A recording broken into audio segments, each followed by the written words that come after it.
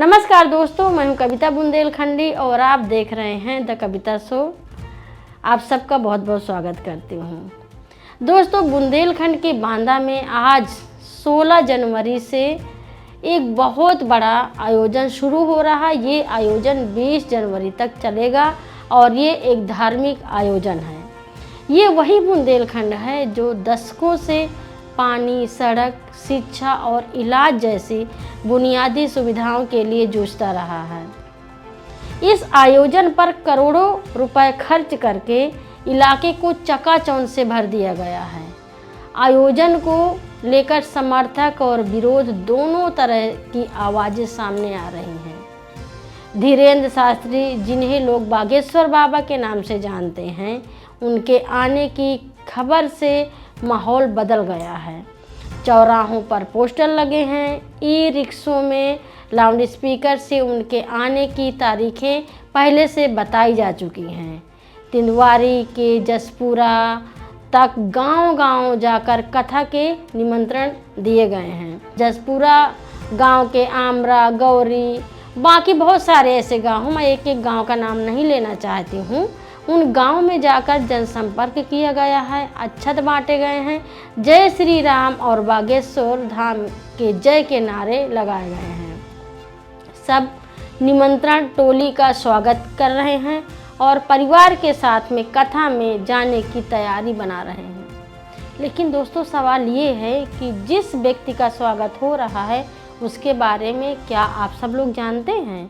ये वही बाबा हैं जिनका एक वीडियो सामने आया था जिसमें वे एक व्यक्ति से कहते दिखाई देते हैं, मत छुओ, अछूत हो। आइए, आप हैं जीवन। हाँ, आइए आइए, बस बस बस, छूना नहीं है, मैं अछूत आदमी है, ना छू। दोस्तों, ये वही बाबा हैं जिन्होंने सार्वजनिक मंच पर बुलडोजर को, ये वही बुलडोजर है जो आप लोगों के घर को तोड़ता है, उस बुलडोजर को इन्होंने आधुनिक धनुष बाण जैसा बताया। और ये वही बाबा हैं जिनका बयान था कि महिला से विवाद होने पर सबूत सिंदूर और मंगलसूत्र है, और अगर ये ना हो तो प्लाट खाली। अच्छा, मान लो मांग का सिंदूर ना भरा हो, गले में मंगलसूत्र ना हो, तो हम लोग क्या समझते हैं? भाई ये प्लाट अभी खाली। तो समझो, इनके लिए महिलाएं इंसान नहीं बस संपत्ति है। ये लगातार दूसरे धर्म के लड़कों से शादी ना करने की सलाह देते हैं और लगातार भारत को हिंदू राष्ट्र बनाने पर सीधा जोर देते हैं।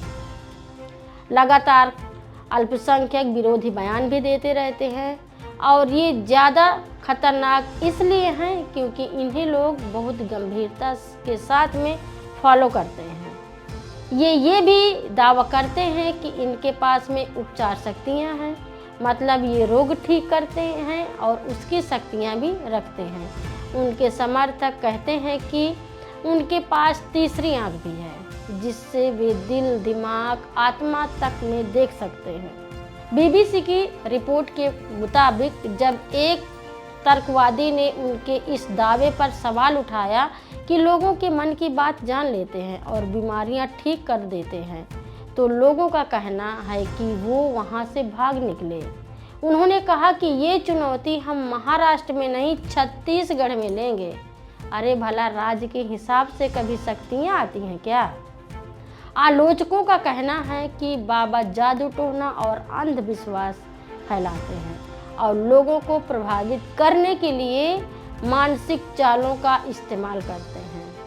हाल ही के दिनों में कुछ जादूगर और मानसिक कला के जानकार सामने आए हैं।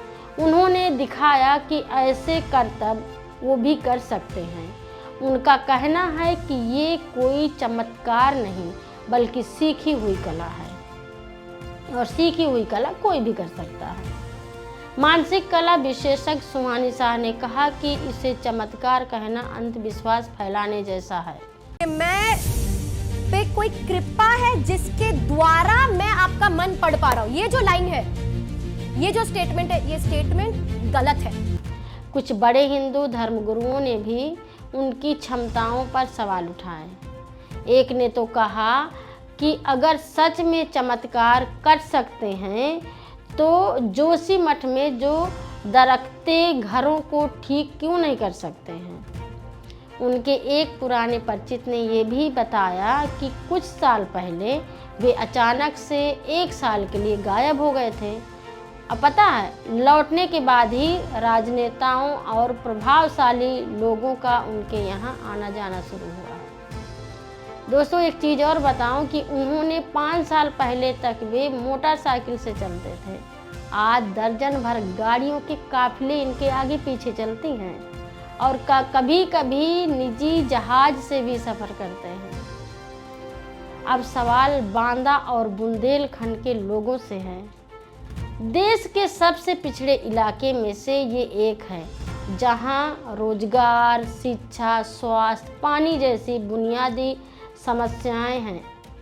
वहां हम किस तरह के संदेश को जगह दे रहे हैं? बाबा का बांदा में आना कई अन्य ओबीसी, एससी और एसटी लोग सवाल उठा रहे हैं।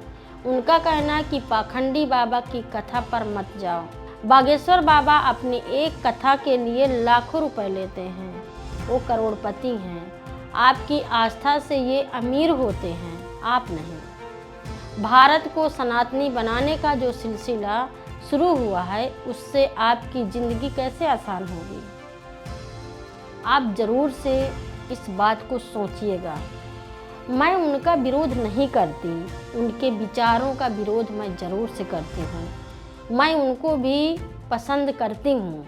उनकी जो स्टाइल है वो जिस तरह से भीड़ को आकर्षित करते हैं, लेकिन जो उनकी विचारधारा है, जिस तरह से धर्म विरोधी, जाति विरोधी, महिला विरोधी, ये जो उनकी विचारधारा है, ये हमारे लिए आने वाले भविष्य की पीढ़ियों के लिए खतरनाक है।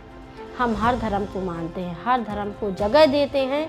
संविधान में हर धर्म को अपनाने के लिए, उनका जश्न मनाने के लिए, उसके लिए जगह देने के लिए हम सबका अधिकार है। तो मैं अपने शो के माध्यम से आप तक ये अपना संदेश पहुंचाई। आपके मन में क्या विचार है, आप ज़रूर से मेरे साथ में शामिल करिए। अगर मेरा शो आपको पसंद आया हो तो अपने दोस्तों को और अपने पड़ोसियों को ज़रूर से शेयर करिए। और हाँ दोस्तों, अगर आप पहली बार खबर लहरिये में आए हैं तो आप ज़रूर से इसको सब्सक्राइब करिए। और जाते जाते हर बार बोलती हूँ कि आपके सहयोग की वजह से ही हम चलते हैं। तो प्लीज़ आप ये जो QR कोड स्क्रीन में दिख रहा है, आप इसको स्कैन करिए और हमारा सपोर्ट करिए। तो इस बार के एपिसोड में इतना ही। अगले एपिसोड में मैं फिर मिलूँगी कुछ करारी बातों के साथ में। तब तक दीजिए इजाज़त। नमस्कार। खबर लहरिया, आपकी खबर, आपकी भाषा।